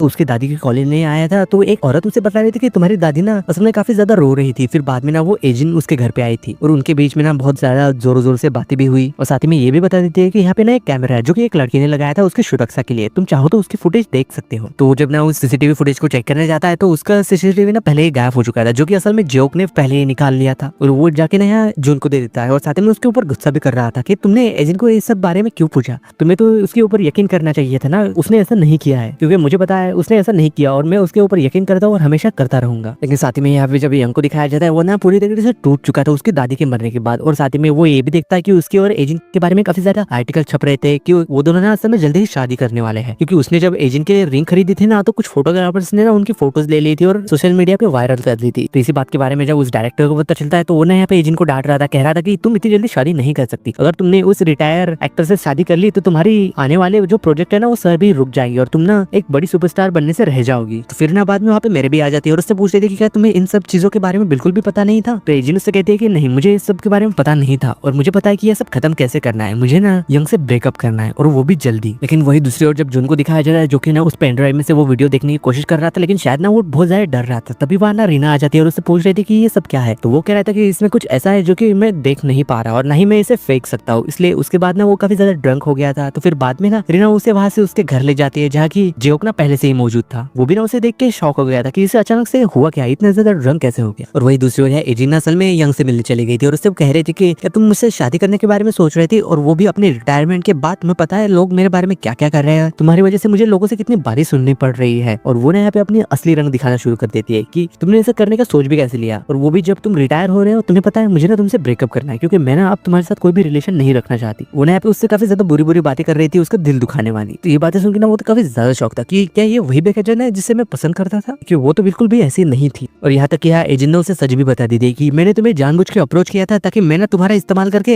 अपने करियर में सक्सेसफुल बन सकूं। और ये बात ना तुम्हारी दादी को पता चल गई थी, इसलिए ये सुन के वो कहता है कि क्या तुमने मेरी दादी के साथ ये सब किया। लेकिन वो ना यहाँ पे उसे इसकी बात का जवाब नहीं देके वहां से चली गई थी। और वो कहती जाती है कि मैं ना आर्टिकल को संभाल लूंगी। और वो ना यहाँ पे रिपोर्टर्स को कॉल करके कहती है कि यंका और मेरा ना ब्रेकअप हो चुका है और इसके आर्टिकल ना तुम जैसे चाहो छाप सकते हो। लेकिन वही ये सारी बातें सुनकर ना यंग तो काफी ज्यादा टूट चुका था और ना यहाँ पे काफी ज्यादा रो रहा था। और यहाँ एजिन ना फिर जियोक को कॉल करती है जो कि वो देखता है कि एजिन का ना कोई पीछा कर रहा है, और वो ना ये बात उसे बता के ना उन लोगों का पीछा करने लग जाता है। लेकिन वो लोग ना उसे पकड़ के काफी ज्यादा मारते हैं। और वही दूसरी तरफ ना ये यंग से मिलने के लिए मेरी आ गई थी जो कि उससे कह रही थी कि अब बस करो, बहुत हो चुका, तुम्हें ना अब वापस से काम पे जाना होगा क्योंकि तुम हमेशा के लिए ऐसे तो नहीं रह सकते। लेकिन वो फिर भी कह रहा था कि एक दिन के लिए तो मुझे शौक मना दे दो, मैं वादा करता हूँ कि मैं कल से काम पे आ जाऊंगा और तुम्हारा ना शुक्रिया हर चीज के लिए। और वही दूसरी तरफ यहाँ पे जियोक ना एजेंट को कॉल करके कहता है कि अरे वो तुम्हारा पीछा नहीं कर रहे थे, वो तो बस फोटोग्राफर्स थे, मीडिया वाले थे। तो जब नेक्स्ट डे दिखाया जाता है यहाँ पे इन दोनों की ब्रेकअप की न्यूज ना चारों तरफ फैल चुकी थी और इसी बारे में ना बात करने के लिए मेरी उससे काफी ज्यादा कॉल कर रही थी, लेकिन उसका कॉल नहीं लग रहा था। इसलिए वो ना फिर यहाँ यंग के घर चली जाती है उससे मिलने के लिए। लेकिन उसके घर में ना पूरा अंधेरा था, वो यहाँ पे कहीं भी नहीं था। लेकिन वो जब यहाँ बाथरूम में जाके देखती है तो यहाँ यंग ना बाथ टब में पड़ा हुआ था और शायद ना उसने अपनी जान दे दी थी। ये देख के ना यहाँ पे मैंने तो काफी ज्यादा रोने लग गई थी क्योंकि शायद ना हमें इस बात से ये पता चलता है कि मेरी ना असल में पहले से ही यंग को पसंद करती थी, लेकिन ये बात ना उसने कभी भी यंग को नहीं बताई। इसलिए वो ना यहाँ पे काफी ज्यादा दुखी हो चुकी थी। और वही इधर यहाँ जुन्ना असल में जियोक से मिलने के लिए हॉस्पिटल चला गया था जहाँ के उनके ऊपर ना कोई नजर रखे हुए था, जो कि वो यहाँ पे सुन लेते हैं कि लोग को बात करते हुए कि यंग ना असल में मर चुका है। तो फिर वो वहाँ से सीधा ही ना जिनके पास चला गया था उससे बात करने के लिए। उससे कह रहा था कि तुमने तो कहा था कि ये एकदम नॉर्मल ब्रेकअप होगा और इससे ना किसी को भी परेशानी नहीं होगी, लेकिन तुमने तो पूरी फैमिली खत्म कर दी, उसने ना अपनी जान दे दी, अब तुम क्या करोगे। तो लेकिन फिर भी वो तो यहाँ पे उससे कह रहे थे कि ये सब मेरी वजह से नहीं हुआ, इसलिए तुम ना मेरी तरफ ऐसे मत देखो क्योंकि अगर उसने खुद के साथ ऐसा किया है तो इसमें मेरा क्या कसूर। और तुम्हें पता है आज मैं जो कुछ भी हूँ ना वो तुम्हारी वजह से हो। अगर तुमने बचपन में मुझे तुम्हारी माँ से बचा लिया होता ना तो आज शायद मैं ऐसी नहीं होती। और तुम्हें पता है तुम यहाँ से भाग सकते हो, मुझसे ना बहुत दूर जा सकते हो, मुझे ना तुमसे कोई भी प्रॉब्लम नहीं होगी, तुम मुझे अकेला छोड़ सकते हो। तो जब नेक्स्ट डे दिखाया जाता है मेरीना यंग के फ्यूनरल पे काफी ज्यादा दुखी हो रही थी। वो कह रही थी कि तुम जब भी मुझसे पहले मिला करते ना तो काफी ज्यादा खुश हुआ करते थे, लेकिन अब तुम्हारे साथ ऐसा क्या हो गया कि तुमने ऐसा कदम उठा लिया। और फिर बाद में ना जब एजिन उसके घर पे जाती है तो वो उससे कह रही थी कि इसमें मेरी कोई भी गलती नहीं है, अगर तुमने खुद के साथ ऐसा कर लिया कि तुम काफी ज्यादा कमजोर निकले। और साथ ही में हमें यहाँ दिखाया जाता है कि यंग के फैन ना इस बात से काफी ज्यादा नाराज थे और कह रहे थे कि एजिन को ना फिल्म से बाहर निकाल दो, हम ना उसे नहीं देखना चाहते। उसके खिलाफ ना वो यहाँ पे काफी ज्यादा प्रोटेस्ट कर रहे थे और उसके बाहर आने के बाद ना वो लोग उनके ऊपर तो अंडे भी फेंक रहे थे। तभी वहाँ ना असल में संज्ञा आ गई थी जो कि उसे बचा के ना वहाँ से ले गई थी। ये वही लड़की है जो कि स्कूल टाइम में ना एजिन के साथ थी। वो यहाँ पे ना जबरदस्ती उसके घर में घुस गई थी और उसके ना कपड़े वपड़े लेने लग जाते हैं, पर्स भी। उससे कह रही थी कि मैंने तुम्हें बचाया इसलिए मेरे लिए तो इतना तो बनता ही है, और कह रही थी कि मैं तुमसे दोबारा मिलने आऊंगी। और वो ना वहाँ से उसका पर्स लेके वहाँ से चली गई। और वही दूसरी ओर जब हमें एक आदमी को दिखाया जाता है जो कि ना बेकाजिन यहाँ की एजेंट के ऊपर काफी ज्यादा नजर रखे हुए था या फिर उसे स्टॉक कर रहा था शायद। और फिर फिर बाद में ना वहाँ से मेरी जो है ना उसी रिपोर्टर्स के पास चली जाती है उसके बारे में बात करने के लिए, यानी कि यंग के साथ ये जो कुछ भी हुआ वो कैसे हुआ और क्यों हुआ। और कह रही थी कि मैं चाहती हूँ कि तुम ना यंग का केस ना दोबारा से सबके सामने लेके आओ कि उसके साथ हुआ क्या था, ताकि उससे इंसाफ मिल सके। और फिर वही बाद में यहाँ एजेंट के पास असल में जुन की मॉम भी आ गई थी, जो कि घुटनों पे बैठ कर उससे माफी मांग रही थी। और ये देख के यहाँ पे एजेंट भी कह रही थी कि बहुत जल्दी हो गया तुम्हारा माफी मांगना, मुझे तो तुमसे एक्सपेक्ट भी नहीं था कि तुम शायद मुझसे माफी भी मांगोगी, लेकिन तुम्हें पता है मुझे तुम्हारी अपॉलॉजी ना बिल्कुल भी एक्सेप्टेड नहीं है। लेकिन वो यहाँ कह रहे थे कि मैंने तो तुमसे माफी मांग ली है और तुम्हें मेक श्योर करना होगा कि मेरे जुन को ये बात पता चले कि मैंने ना तुमसे घुटनों पे बैठ के माफी मांगी है। लेकिन इस बात से यहाँ पे एजेंट तो काफी ज्यादा गुस्सा हो गई थी और वो ना बिल्कुल यहाँ पागलों की तरह बर्ताव कर रही थी। और वो यहाँ पे हंसते हुए उससे कह रही थी कि तुम्हें पता है कि मुझे ना तुमसे इतनी ज्यादा नफरत क्यों हुई और कब हुई। तो हमें यहाँ पे फिर एक फ्लैशबैक दिखाया जाता है कि कैसे यहाँ पे वो ना काफी ज्यादा अपसेट हो गया है, यंग की दादी के सामने काफी ज्यादा रो रही थी और उससे कह रही थी कि मुझे पता है कि मैंने ना आप लोगों को जानबूझ के अप्रोच किया है मेरे फायदे के लिए, लेकिन मैं ना उसे सच में पसंद करती हूँ और मैं उसके सच में करीब जाना चाहती हूँ इसलिए। और शायद ना यहाँ पे इंगंग की यानी कि यंग की दादी ने उसे माफ भी कर दिया था और उससे कह रही थी कि मैं जानती हूँ तुमने जो कुछ भी पहले किया था क्या क्या गलत किया, लेकिन तुम मुझसे प्रॉमिस करो कि तुमने ये सब चीजें छोड़ दोगी और अपनी लाइफ अच्छे से बिताओगी और मैं ना फिर तुम्हारा हमेशा साथ दूंगी। तो शायद ना यहाँ पे एजेंट भी उससे वादा कर ही देती है कि हाँ मैं ऐसा ही करूंगी। लेकिन साथ ही में यहाँ पे इंगंग की दादी उससे ये भी कहते हैं कि तुम प्रॉमिस करो कि ये बातें ना सिर्फ हमारे बीच में रहेगी, यंग को इस बारे में पता नहीं चलना चाहिए। तो जब यहाँ बिल्लियों की आवाज आती है तो वो उसकी दादी ना उसे बिल्लियां दिखाने के लिए जा रही थी, लेकिन अचानक से यहाँ पे ना उसकी दादी को चक्कर आ गया था और वो यहाँ नीचे गिर गई थी। यानी कि इसका मतलब एजेंट ने उसे धक्का नहीं दिया था और यहाँ एजेंट ने जो अपना हाथ आगे बढ़ाया था वो उसे धक्का देने के लिए नहीं बल्कि बचाने के लिए हाथ आगे बढ़ाया था। और यही बात ना असल में जुन ने भी देख ली थी उस वीडियो फुटेज में और उसे भी ये बात पता चल गई थी कि एजेंट ने ना उन्हें नहीं मारा था, एजेंट बेकसूर है। और वो ये देख के ना काफी ज्यादा रिग्रेट कर रहा था कि उसने ना फिर से एजेंट के ऊपर यकीन नहीं किया कि वो निर्दोष है। और वही इधर है एजेंट ना जुन की मदद से कह रहे थे कि आपको पता है मैं ना आपसे तब से सबसे ज्यादा नफरत करने लगी थी जब आप ना मुझे अपना झूठा प्यार दिखाती थी और ऐसे दिखाते थे कि आप ना मुझे पसंद करती है जबकि आप मुझसे नफरत करती। और साथ ही में ये भी दिखाया जाता है जब वो हॉस्पिटल में वो जिनकी दादी के लिए प्रे कर रही थी तो वो ना उन्हें बचाने के लिए था कि ये सब मेरी गलती है, प्लीज उन्हें ठीक कर दीजिए। और तभी ना हमें लास्ट सीन में उसी आदमी को दिखाया जाता है जो कि एजेंट को स्टॉक कर रहा था, जो कि शायद ना एजेंट के बारे में सुन के काफी ज्यादा खुश हो रहा था। और इसी सीन के साथ डियर इसके एपिसोड 8 की एंडिंग होती है। तो डियर एक्स एपिसोड 9 के स्टार्टिंग में हमें आज जिन को दिखाया जाता है जो कि ना काफी ज्यादा गुस्से में थी क्योंकि उसे ना कंपनी से निकाल दिया गया था क्योंकि इसके सारे ही डिटेल्स यानी कि मारी के पास जो जिन के सीक्रेट्स थे वो उसने ना पब्लिक कर दिए थे और साथ ही में बाकी कंपनियों को भी बता दिया था कि जिन को असल में कोई भी काम पे मत रखना वरना वो तुम लोगों को बर्बाद कर देगी। या फिर जिन ना उसके पास आके गुस्सा करते हुए कह रहे थे कि ऐसा मत करो, लेकिन फिर भी वो कह रहे थे कि मुझे पता है कि तुमने असल में क्या क्या किया है। यार जिन तो सफाई देते हुए कह रहे थे कि यंग के साथ जो कुछ भी हुआ है ना उसमें मेरी कोई भी गलती नहीं है, पर फिर भी मारी तो उसे ही ब्लेम कर रही थी। तुम्हें पता है मुझे ना काफी ज्यादा गिल्टी फील हो रहा है क्योंकि मैंने ही तुम्हें काम पे रखा था और मेरी ही वजह से तुम यंग के करीब गई थी। अगर शायद ना हम कभी मिले ही नहीं होते तो ये सब कभी हुआ ही नहीं होता और यंग ना अभी भी जिंदा होता। पर फिर भी यार जिन तो उससे कह रहे थे कि यंग की लाइफ ना पहले से ही खराब थी, वो पहले से ही काफी ज्यादा डिप्रेशन में था, अगर वो मर गया है तो इसमें मेरी क्या गलती, वो तो तुम्हारे साथ पिछले कई सालों से था ना, पर फिर भी तुम उसे समझ नहीं पाई और वो सिर्फ मेरे साथ 1 साल तक था लेकिन खुश था, तो फिर इसमें मेरी क्या गलती है अगर वो चला गया तो। पर फिर भी यहाँ पे मारी तो काफी ज्यादा गुस्से में थी और उसने तो कसम खा ही रखी थी कि उसने ना जिनको जैसे ऊपर उठाया है वैसे ही वो उसे नीचे भी पटकेगी। तो कह रहे थे कि मुझे पता है कि सब कि तुमने कैसे अपने डैड को मारा है किसी और को फंसा के। पर फिर भी यहाँ पे जिन तो काफी ज्यादा गुस्से में वहां से घर चली गई थी और इसी बारे में जब यार जूना के मैरी को समझाता है कि ऐसा मत करो उसे छोड़ दो, पर फिर भी यहाँ वो तो काफी ज्यादा गुस्सा थी और उससे यानी कि जून से ही कह रहे थे कि तुमने इन सब चीजों के बीच में मत पड़ो वरना तुम भी पछताओगे, क्योंकि तुम्हें तो पता ही होगा कि जो कुछ भी उससे करीब होता है ना वो सीधा ही ऊपर चला जाता है। और इधर वही जब उसकी मदर को दिखाया जाता है जो कि उसके दादाजी से मिलने आई थी लेकिन हमेशा की तरह ना उसे उठा के बाहर फेंक दिया गया था, वो यहाँ ना उसके बेटे को कॉल करती है यानी कि जिनको, लेकिन वो भी उसका कॉल नहीं उठा रहा था तो वो ना सीधे जिनको कॉल करती है और कह रही थी कि तुम मेरे बेटे से फोन करके कहो उससे कि मैंने ना तुमसे घुटनों पे बैठ के माफी मांगी, एटलीस्ट वो मेरा कॉल तो उठा ले, मुझसे बात तो करे। पर फिर भी जिन तो उससे कह रहे थे कि मुझे इस सब में मत घटित हो, तुम्हें बात करनी है तो अपने बेटे से करो, मुझे कॉल मत करना। लेकिन फिर भी वो तो उससे कह ही देती है कि मेरी ना तबीयत खराब है, मेरे एक किडनी खराब है और सिर्फ फैमिली मेंबर ही मुझे किडनी डोनेट कर सकते हैं, इसलिए ये बात मेरे बेटे को बता दो। यानी कि इसे ना अब उसके बेटे की जरूरत पैसों के लिए नहीं बल्कि किडनी के लिए पड़ रही है। और उस वक्त ना असल में जुन ना एजेंट के पास ही खड़ा था और उसने भी ना ये सारी बातें सुन ली थी, तो इसलिए यार जिन भी कहती है कि वो तो मेरे पास ही खड़ा है, आपको जो भी बोलना है ना सीधे उससे कहिए। लेकिन यार जुन तो उसे भी कह देता है कि तुम ना मेरी मॉम की कॉल मत उठाया करो, वो ना बिल्कुल पागल है। लेकिन फिर भी वो तो कह रहे थे कि तुम शायद भूल रहे हो कि उसने ना मुझे बचपन में कितना ज्यादा परेशान किया है, अगर उसने मुझे फिर से परेशान किया तो हम क्या करेंगे, क्योंकि तुम तो उनसे कुछ कहते ही नहीं। लेकिन यहाँ पे हमें ना हमेशा ही इसकी बातों से ऐसा लगता है कि वो ना जुन को असल में उकसाना चाहती है उसकी मॉम को चोट पहुंचाने की, पर शायद ना ये अकेला उसका प्लान है जो कि सक्सेसफुल नहीं हो पाया और इसी वजह से ना वो यहाँ पे जुन को हमेशा ही टॉन्ट मारती रहती शायद इसी बात को लेके। तभी ना वहाँ जियोक आ गया था और फिर ये तीनों मिलकर ना प्लान बना लग जाते हैं कि कैसे एजेंट को ना फिर से कोई काम दिलवाया जाए। लेकिन यहाँ जियोक बता रहा था कि मैंने ना काफी एजेंसीज में जाके बात की लेकिन कोई भी एजेंट के साथ काम करने के लिए तैयार ही नहीं है। तो जिन ना फिर गुस्से में आके ये कहती है कि अब टाइम आ गया है कि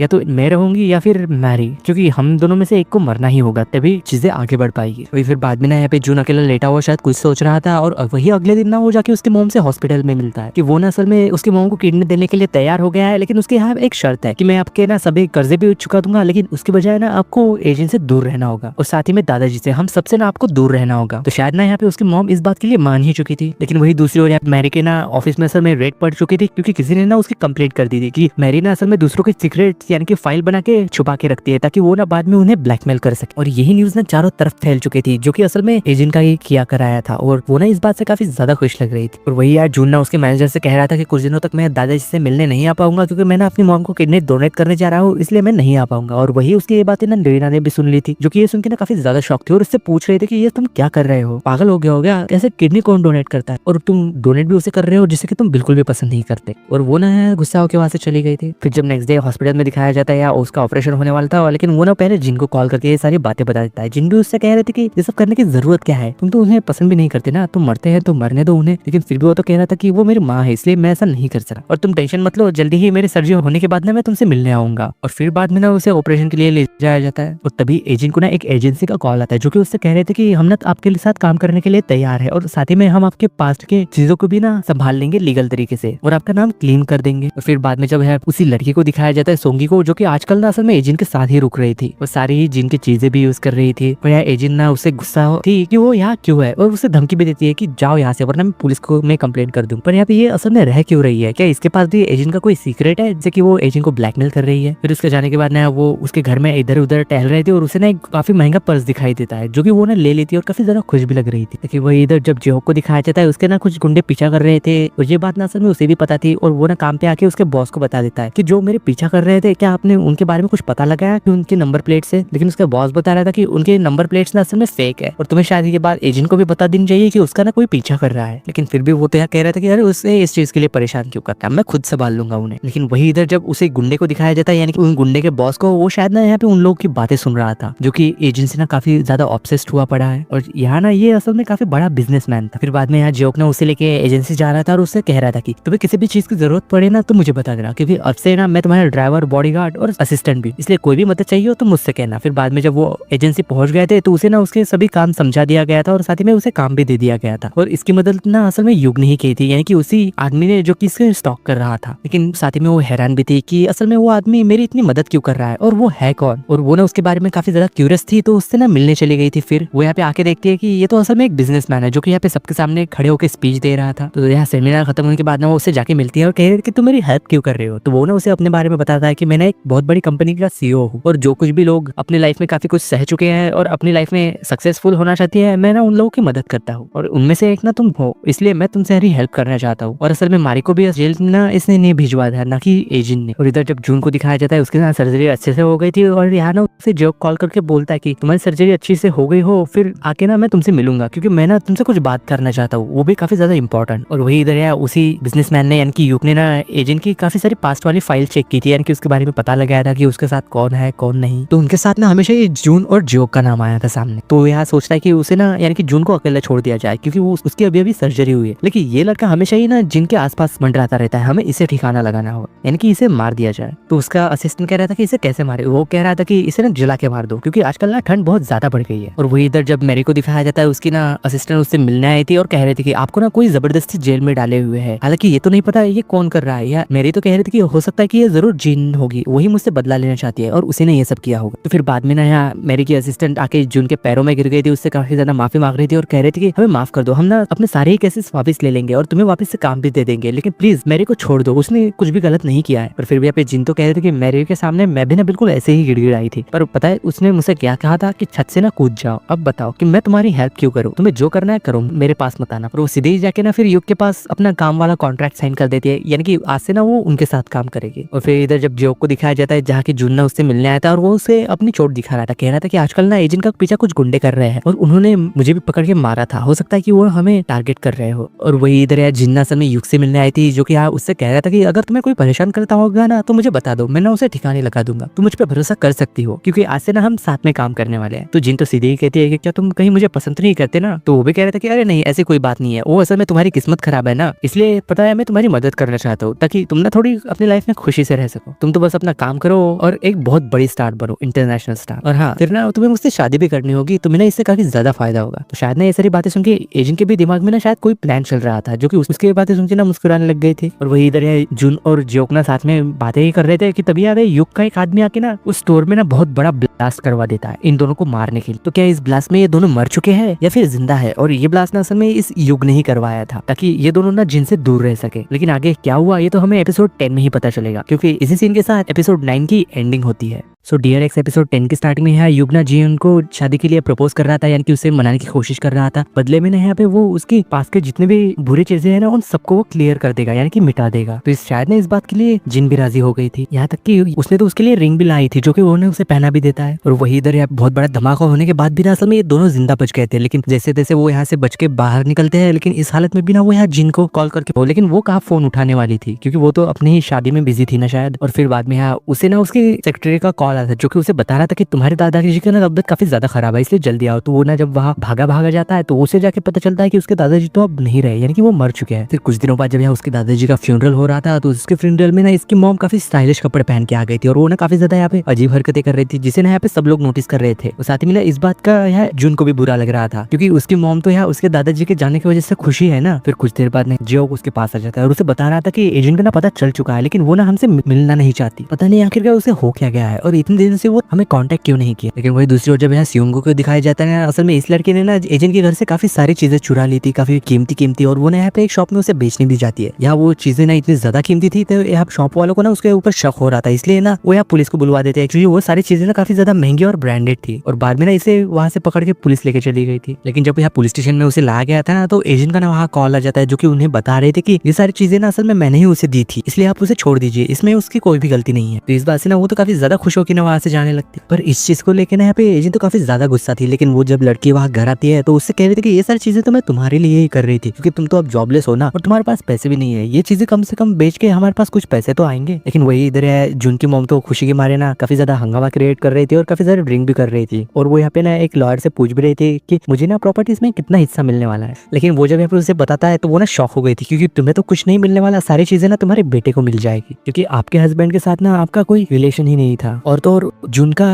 असली डैड भी ना कोई और है। तो इस बात से ना वो तो काफी ज्यादा शोर मचाने लग गई थी। फिर यहाँ जब जून आता है तो बाद में जाके ना यहाँ पे उसे भी बात चलती है कि उसकी मॉम यहाँ पे उसे बता रहे थे कि तुम ना असल में ड्राइवर के बेटे हो, पर सारे पैसे ना असल में तुम्हें ही क्यों मिल रहे हैं, पैसे तो मुझे भी मिलने चाहिए थे क्योंकि मैंने तुम्हें पाला है इतने सालों तक। और साथ ही में ये भी बता देते कि ये असल में ये बात ना जिन भी बचपन से ही जानती थी, लेकिन उसने भी ये बात तुम्हें कभी नहीं बताई और वो ना इसी चीज को लेके मुझे ब्लैकमेल भी करती थी, तुम्हें ये बात तो नहीं पता होगी। तो जून कहता है कि अच्छा इसलिए आप उसे इतना ज्यादा परेशान करती थी, लेकिन उसकी मॉम तो कह रही थी कि ये सारी चीजें ना मैंने तुम्हें एक अच्छी लाइफ देने के लिए की। लेकिन वही दूसरी ओर जब उसी लड़की को फिर से दिखाया जाता है जो कि जिनके पास आके ना उसे कह रहे थे कि मेरे स्कूल से जाने के बाद ना मेरी फैमिली पूरी बर्बाद हो गई थी, वो ना सड़क पे आ गए थे क्योंकि सारी चीजें ना असल में तुमने ही बर्बाद की थी, तुम्हें ना मुझसे माफी मांगनी चाहिए। लेकिन एजेंट तो कह रहे थे कि भला इसमें मेरी क्या गलती, मैं क्यों तुमसे माफी मांगू, तुम्हें तो मेरे पीछे पड़ी रहती थी और ये सारी गलती ना तुम्हारी है, अगर तुम मुझसे पंगा नहीं लेती तो ये सब कुछ होता ही नहीं। लेकिन वही बेचारा है जून तो अलग से एजेंट से गुस्सा हुआ पड़ा था। वो यहाँ पे जब उससे आके मिलती है तो वो ना उनसे कह रहा था कि मेरे दादाजी मर गए लेकिन तुमने एक कॉल तक नहीं किया, मेरा हाल तक नहीं पूछा। तो वो कह रही थी कि अरे मैं तुम्हें कॉल करने ही वाली थी और इनडायरेक्टली ना वो उसे वहां से जाने के लिए कह रही थी। लेकिन इस बात से ना यार जून तो काफी ज्यादा गुस्सा था और वो उससे पकड़ के कहता है कि ये सब तुम क्या कर रही हो। और साथ ही में वो ये बात भी पूछता है कि तुम्हें ये बात पता थी कि मैं नाजायज हूँ और तुमने ये बात मुझे बताई क्यों नहीं कभी। लेकिन वो तो यार कह रही थी कि अगर ये बात मैं तुम्हें बता देती तो मैं जानती हूँ कि तुम्हें ना इस बात से कितना ज्यादा बुरा लगता। बेचारा यहाँ पे दोनों तरफ से फंसा हुआ है, एक तरफ यहाँ पे उसकी मॉम उसे अलग टॉर्चर करती है और दूसरी तरफ यहाँ पे एजेंट, और इसी बात को लेकर ना यहाँ पे वो अकेला ब्रिज पे आके काफी ज्यादा रो रहा। लेकिन नेक्स्ट डे जब यहाँ एजेंट को एक बड़ी से मेंशन में दिखाया जाता है यहाँ पे आज से ना वो यहीं पे रहने वाली क्योंकि उसकी शादी ना अब युग से होगी, तो उसका घर इसका घर ही तो हुआ ना। और तो और वेडिंग कार्ड भी छप चुके थे और यहाँ पे काफी सारे नौकर चाकर थे एजेंट का ख्याल रखने के लिए। इस बात से ना एजेंट तो यहाँ पे खुश दिखाई तो दे रही थी और ये सारी चीजें ना फिर न्यूज पे भी चलने लग जाती है। बेचारा ये सारी चीजें देख के जो तो अलग सदमे में चला गया था। फिर यहाँ पे उसका बॉस भी ना उसे समझा के कह रहा था कि अब तो उसका पीछा छोड़ दो और अपनी लाइफ तुम अच्छे से बिताओ, जाने दो उस लड़की को। तो शायद ना ये भी इस बात को एक्सेप्ट कर ही चुका था कि जून ना अब उसके पास कभी नहीं आने वाला। और वही इधर यार जून ने भी ना अपना सारा सामान यानी कि घर पूरा पैक कर दिया था, शायद से वो यहाँ से जा रहा था छोड़ के। ये तो पता नहीं कि वो कहाँ जा रहा है, लेकिन एयरपोर्ट पे ना असल में उससे रीना मिलने आई थी, जो कि उससे कह रही थी कि मैं भी ना हमेशा के लिए फॉरेन जा रही हूँ, क्या हम दोबारा मिल पाएंगे। और वो यहाँ पे उससे कह रहा था कि मुझे कॉल तो करोगे ना, लेकिन वो तो साफ ही मना कर देती है। कह रहे थे कि अगर मैं कॉल करूंगी तो मुझे ना तुम्हारी याद आएगी और फिर मैं तुमसे मिलने भी पहुंच जाऊंगी। पता है मैं कोरिया दोबारा वापस नहीं आना चाहती, मैं तो यहाँ से जा रही हूँ, लेकिन मेरी एक बात मानोगे, मैं ना शायद जुन से दूर रहना चाहिए, क्योंकि इससे ही शायद तुम खुश रह पाओगे। तो वो भी कहता है कि हाँ, क्योंकि अब से ना मैं लाइफ अपने तरीके से जीऊंगा, मेरे लिए, खुद के लिए, किसी और के लिए नहीं। और फिर भी ना वहाँ से रीना पाए बोल के चली गई थी हमेशा के लिए। तो ऐसे ही यहाँ बीतते हुए दिन के साथ यहाँ जिन्ना अपनी लग्जरी लाइफ जी रही थी उस मेंशन में, लेकिन ऐसे ही एक दिन ना उसे यहाँ पे एक दरवाजा दिखता है जो कि पूरा लॉक था। यहाँ वो तो काफी क्यूरियस थी, इसलिए वो अंदर जाना चाह रही थी, लेकिन यहाँ उसकी बटलर ना यानी कि उसके नौकरानी उनसे रोक देते और कह रहे थे कि आप अंदर नहीं जा सकते। पर फिर भी वो तो कह रहे थे कि मैं तो इस घर की मालकिन हूँ ना, और मैं जब चाहे जहाँ चाहे कहीं भी जा सकती हूँ। तो वो तो कह रहे थे कि पिछली मालकिन भी ना यही कहती थी, पर वो कभी अंदर नहीं जा सकी। तो इस बात से हमें ये तो पता चल गया था कि असल में युग ने ना, यानी कि वो पहले से ही मैरिड था, लेकिन उसकी वाइफ कहाँ है। पर फिर भी अपने एजेंट तो उसे कह के चली गई थी, मैं तो अंदर जाऊंगी, मुझे रोक के दिखाओ, क्योंकि मैं इस घर की अब ओनर हूँ। लेकिन जब यहाँ शाम को खाने पे ऊपर दिखाया जाता है, वो उससे कह रहा था कि जल्दी ही ना तुम्हारी शूटिंग चालू होने वाली है, तुम्हें कैसा लग रहा है। पर वो तो कह रही थी कि अगर जो चीज तुम पाना चाहो और वो तुम्हें आसानी से मिल जाए तो तुम्हें कैसा लगेगा। तो वो बता रहा था कि जो चीज आसानी से मिल जाए ना उसमें कभी भी मजा नहीं आता। तो एजेंट कहती है कि तो फिर मुझे तुमने इतनी आसानी से कैसे पा लिया। लेकिन वो तो कह रहा था कि नहीं, तुम्हें पाना ना काफी ज्यादा मुश्किल था। तो वो भी कह रहे थे कि अच्छा, पर मुझे एक बात जाननी है कि उस ऊपर वाले रूम में है क्या, मैं वहाँ जाना चाहती हूँ, क्योंकि वहाँ पे शायद काफी ज्यादा शांति है, मैं वहाँ जाके ना बुक पढ़ना चाहती हूँ। लेकिन वो यहाँ उसे मना करने की कोशिश कर रहा था इनडायरेक्टली, कह रहा था कि मैं ना तुम्हारी इसमें मदद करूंगा, हम यहीं पे बैठ के पढ़ते हैं। और साथ ही में बातों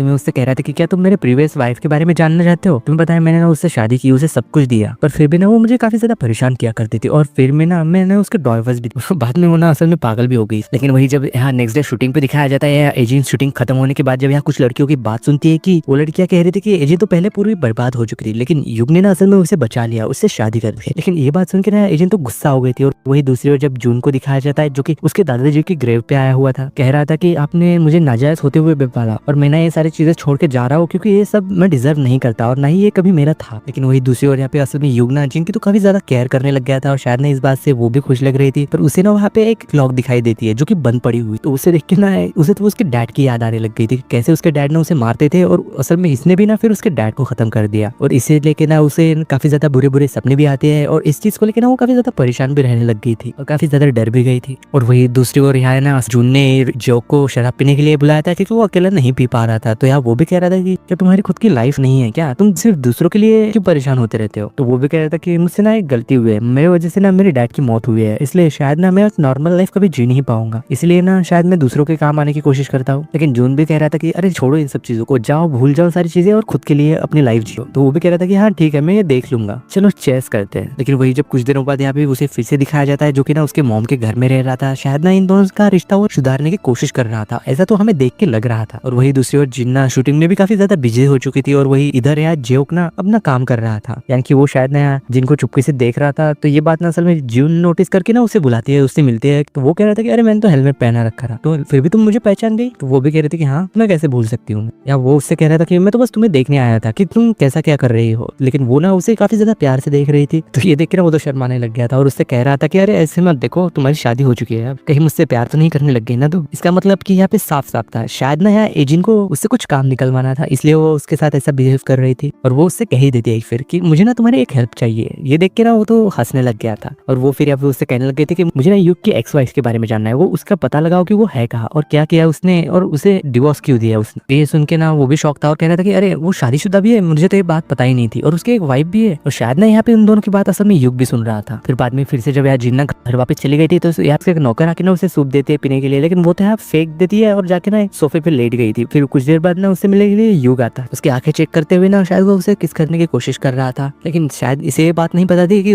जून ने असल में वो सूप पिया ही नहीं था, बल्कि फेंक दिया था। शायद ना इसने उस सूप के अंदर कुछ मिलाया था, लेकिन इसी वजह से यहाँ पे जून तो असल में जगी हुई थी। लेकिन जब यहाँ अगले दिन दिखाया जाता है, यहाँ पे सियोंगी यानी कि वही लड़की उसके घर में आ चुकी थी एक नौकर बन के, और वो यहाँ पे असल में मौका देख के ना चाकू लेके सीधे ही जिन के ऊपर अटैक करने ही वाली थी कि जिन ना खुद को बचा लेते। यहाँ वो लड़की उससे कह रही थी कि तुमने तो मेरी लाइफ बर्बाद कर दी और यहाँ पे तुम ऐशो आराम की जिंदगी जी रही हो। वो तो यहाँ पे ना जिनके ऊपर काफी ज्यादा गुस्सा थी, और वो ना उसे बाल पकड़ के उसे घसीट रही थी और उससे कह रही थी तुम्हें पता है तुम्हारे हस्बैंड कितना गंदा है, वो ना तेरी बुरी हालत कर देगा, तुम तो सोच भी नहीं सकती। ऐसा कह ही रहे थे कि यहाँ पे जिन ना खुद को बचाने के लिए असल में उसके ऊपर चाकू चला देती है, यानी कि उसके फेस के ऊपर कट लग गया था और उसका ना काफी ज्यादा खून बहने लग गया था। लेकिन यही बात देखे ना असल में जिन तो काफी जोर जोर से हंसने लग गई थी, और वही ना असल में युग भी खड़ा था जो कि ये सारी चीजें होते हुए देख रहा था, लेकिन उसने किसी को रोका नहीं। नहीं। और इसी सीन के साथ डियर एक्स के एपिसोड 10 की एंडिंग होती है।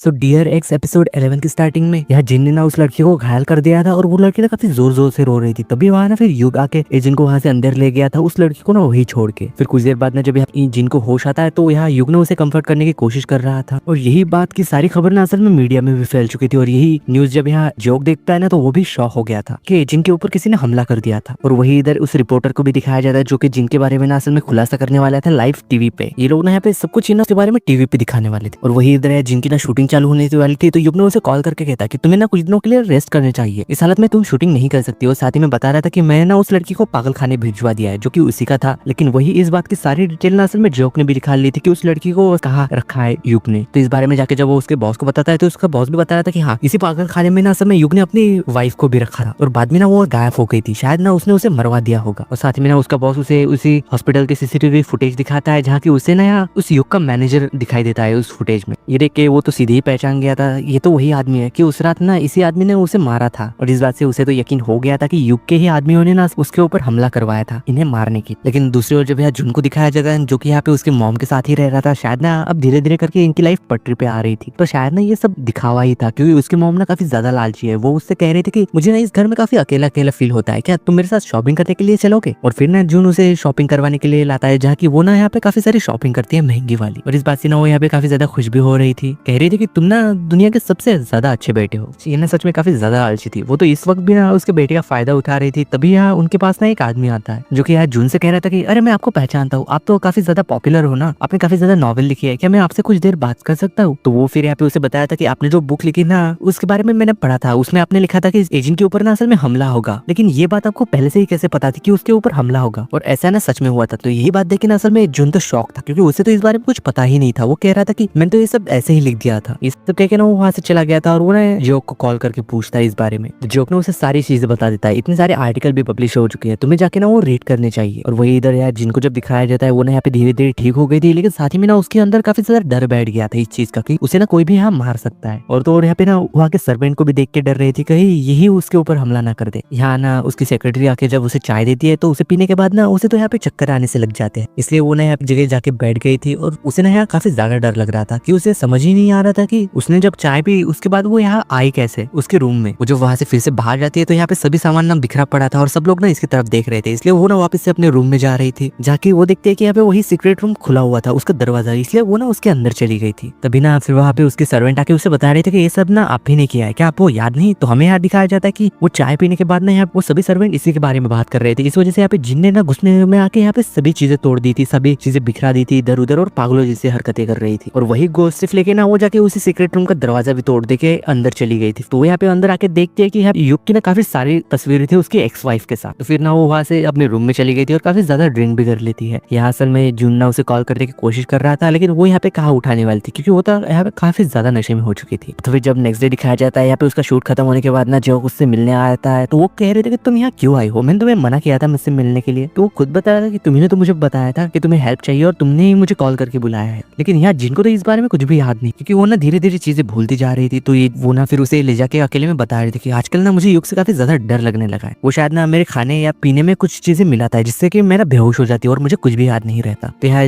जोक ने उसे बताया था कि मैंने उसके एक्स वाइफ के बारे में पता लगाया है, उसने ना उसे ही पागल खाने में उसे रखा था, बाद में वो ना असल में गायब हो चुकी थी। और सियोंगो की भी ना असल में उसने उसी पागल खाने में रखा है। और एक बात तुम्हें पता है उस लड़की ने ना तुम्हारे ऊपर अटैक पैसों के लिए किया था और युग ने ही उसे पैसे देख के तुम पे अटैक करवाया था। ये सब ना वो जानबूझ के कर रहा है। तो इसे भी एक बात याद आती है कि वो लड़की जब उसके ऊपर अटैक कर रही थी तो वो कह रही थी कि तुम्हारा हस्बैंड ना बहुत ज्यादा गंदा है, वो तुम्हारे साथ खेल खेल रहा है। पर फिर भी यहाँ पे जिनके लिए तो ये चीजें अब मैटर नहीं करती क्योंकि उसने ना यहाँ तक पहुंचने के लिए काफी ज्यादा मेहनत की है, काफी कुछ सैक्रिफाइस किया है। इसलिए वो ना यहाँ से अब कुछ भी छोड़ के वापस नहीं जा सकती और नहीं जा पाएगी। लेकिन जब फिर से रात में दिखाया जाता है जीना फिर से वैसे ही हरकतें करके चीजें तोड़ फोड़ रही थी और बेहोश हो गई थी। और वही यहाँ पे युग आके ना उसे संभाल रहा था, कह रहा था कि बताओ मुझे आखिर तुम्हारे साथ चल क्या रहा है। तो जीन उससे पूछती है कि तुम मेरे साथ करना क्या चाहते हो। तो वो कह रहा था कि मैं ना तुम्हें अपने साथ रखना चाहता हूँ, मैं चाहता हूँ कि तुम ना मेरे कभी ना कुछ भी ना कर पाओ, एकदम लाचार हो जाओ और मेरे ऊपर ना तुम पूरी तरीके से डिपेंडेंट हो जाओ। और वही ये सारी चीजें जानने के बाद ना जो जाके जून को बता रहा था कि उसके साथ ना कुछ गड़बड़ चल रही है, उसका पति ना उसे हरास कर रहा है। लेकिन यहाँ वो तो कह रहा था कि अरे जाने दो ना, हमें इससे क्या, और क्या तुम्हारे पास इस बात का कोई प्रूफ है कि वो ये सब कर रहा है, यानी कि एजेंट हमसे सच कह रही है। तो जो फिर भी कह रहा था कि अरे मैं उसे बचाना चाहता हूँ और वो ना हमसे सच कह रही है, और वैसे भी वो उसकी लाइफ है, वो चाहे जो कुछ भी करे एटलीस्ट हम उसकी मदद तो कर सकते हैं ना। और वही जब दूसरी ओर जिन को शूट पे दिखाया जाता है जहाँ की उसे पता चलता है कि उसके ना स्क्रिप्ट किसी ने चेंज कर दिया है, यानी कि उसके सीन में ना कुछ ऐसा है कि वो ना एक आदमी को बैट से मारने वाली है, बिल्कुल उसी तरीके से जैसे कि इसने अपने डैड को मारा था। यानी कि ऐसा समझ लो कि उसी सीन को ना यहाँ सब लोग मिलकर यहाँ रिक्रिएट करने वाले थे जिन के लिए सिर्फ। लेकिन ये तो ना इन सब चीजों से काफी ज्यादा डर रही थी, यानी कि वो चीजें याद करके जो कि उसने उसके डैड के साथ किया था, इसलिए वो ना वहाँ से बाहर जाके स्मोक करने लग जाती है। लेकिन सीन ना जब यहाँ पे फिर शूट होने लगता है तो वो ना सच में उस आदमी को सेम उसी तरीके से बैट से मारने लग जाती है। और ये सब देख के ना यहाँ पे सब लोग तो काफी ज्यादा शॉक थे, लेकिन वही उसका पति ना ये सारी चीजें देख के तो हंस रहा था, क्योंकि उसे तो इस बात की सच्चाई पता थी कि जिन के साथ असल में चल क्या रहा है। और यही सारी चीजें ना फिर यहाँ न्यूज में फिर फैल जाती है कि जिन ने ना शूटिंग के दौरान एक आदमी के ऊपर अटैक करके उसे घायल कर दिया था। तो इस बात से ना जिन फिर से यहाँ पे अलग परेशान हो रही थी और डायरेक्टर से पूछती भी है कि ये सब चीजें यानी कि स्क्रिप्ट हमारी चेंज किसने की। उसे पता चलता है कि ये सारी चीजें ना असल में युग ने ही करवाई है, क्योंकि इस बारे में ना असल में युग भी जानता था, इसलिए यहाँ वो ना जिन को परेशान कर रहा है उसे बार बार वही सब चीजें याद दिला के। लेकिन इस बात से ना यहाँ पे जिन भी गुस्सा थी तो वो ना सीधे जाके उससे पूछ भी लेती है कि तुमने स्क्रिप्ट में चेंज क्यों करवाया, और वो भी ऐसा सीन जो कि मैं याद नहीं करना चाहती। तो वो भी कह रहा था कि वो इसलिए क्योंकि मैं चाहती हूँ कि तुम ना मैं सिर्फ मेरी बात मानो, मैं जो चाहूँ सिर्फ वही तुम करो। यानी कि ऐसा समझ लो कि जिन यहाँ पे इसके चंगुल में पूरी तरीके से फंस चुकी है, ना ही वो यहाँ से भाग सकती है और ना ही यहाँ रुक सकती है। और वो उसे भी यहाँ पे धीरे धीरे रियलाइज हो ही चुका था कि अगर ऐसा ही चलता रहा ना तो वो ना पागल हो जाएगी, वो ना बिल्कुल उसके कंट्रोल में चली जाएगी। तो वो ना फिर यहाँ पे उससे ये कह के जाने लगता है कि मेरे एक्स वाइफ की तबीयत खराब हो चुकी है, इसलिए मुझे उससे मिलने जाना होगा। ये सब कह के ना वो वहाँ से चला गया था। तो फिर कुछ देर बाद जब वहाँ ना जुनूस से मिलने आता है तो वो ना उससे कह रही थी कि मैं ना युग से भी बड़ी बनना चाहती हूँ, उससे भी ज्यादा, प्लीज मेरी इसमें मदद करो, क्योंकि मैं ना उसे नीचा दिखाना चाहती हूँ, उसे हराना चाहती हूँ। लेकिन यहाँ पे फर्स्ट टाइम ने जुन ना उसे सीधे ही मना कर देता है। ये सुन के यहाँ पे जिन तो असल में पागल ही हो चुकी थी कि तो कंडीशन काफी ज्यादा खराब हो चुकी थी, यहाँ तक कि वो ना किसी की बात सुनना ही नहीं चाहती थी। इसलिए वो यहाँ पे बाद में जियोक को भी कॉल करती है मदद करने के लिए। तो जियोक ना उसके पीछे तो पूरा ही पागल था, इसलिए वो ना सीधे ही मान जाता है, कह रहा था कि ठीक है मैं तुम्हारी मदद करूंगा। फिर जिन ने ना उससे शादी में पहली बार ये भी पूछा कि तुम मेरी मदद क्यों कर रहे हो, तो वो बताया था कि मेरा कोई नहीं है, इसलिए मैं ना सिर्फ तुम्हारे साथ ही रहना चाहता हूँ, यानी कि तुम्हारे काम आना चाहता हूँ। वही जब नेक्स्ट डे दिखाया जाता है यहाँ पे असल में जिन की ना शूटिंग कैंसिल हो चुकी थी और यहाँ जिन ना काफी ज्यादा खुश लग रही थी, इसलिए घर आने के बाद ना यहाँ युग से मिलके वो यहाँ उसे बताया था कि मैं ना कुछ दिनों के लिए काम से बाहर जाना है और वैसे भी तुम्हारी शूटिंग भी खत्म होने वाली है, और मुझे तो साफ पता चल रहा है कि तुम ना काफी ज्यादा खुश भी हो। असल में हुआ क्या है, कल तो तुम काफी ज्यादा गुस्से में थी, मुझे काफी ज्यादा भला बुरा कह रही थी, पर यार जिन तो ये बात एक्सेप्ट ही नहीं कर रही थी, कह रही थी कि अरे बाप रे मैं आपको खालिया कैसे दे सकता। और वही दूसरी तरफ जब जो को दिखाया जाता है वो यहाँ युग के मैनेजर को पीछा करके ना उसे पकड़ लेता है और उसे धमका भी रहा था कि अगर तुम लोगों ने ना जिन को परेशान किया तो मैं ना एक एक को चुन चुन के मारूंगा। लेकिन वही जब रात को दिखाया जाता है यहाँ पे युग के गुंडे ना फिर से यहाँ जो के ऑफिस के बाहर आ गए थे उसे मारने के लिए, लेकिन ये बात उसे पता चलती है ना वो तो यहाँ पे काफी तेजी से भाग रहा था, लेकिन फिर भी ना वो लोग यहाँ पे उसका पीछा करके जैसे तैसे उसे पकड़ ही लेते हैं और उसे ना काफी ज्यादा पिटाई भी कर देते हैं। पर फिर भी यहाँ पे जोग ना कुछ को बचाते हुए एक ऊंची सी बिल्डिंग के ऊपर चढ़ गया था, यानी कि शायद ना ये सब उसका प्लान था। वो ना यहाँ पे उन गुंडों को उस जगह लेके आया था जहाँ की इसने ना काफी सारे कैमरे लगाए हुए थे, यानी कि ये ना उनको कैमरे में रिकॉर्ड करना चाहता था एक सबूत के तौर पे। और वो ना यहाँ पे गुंडों को काफी ज्यादा बातों में फंसा रहा था और उनसे ना उनके बॉस का नाम निकलवाता है, यानी कि वो उससे कह रहा था कि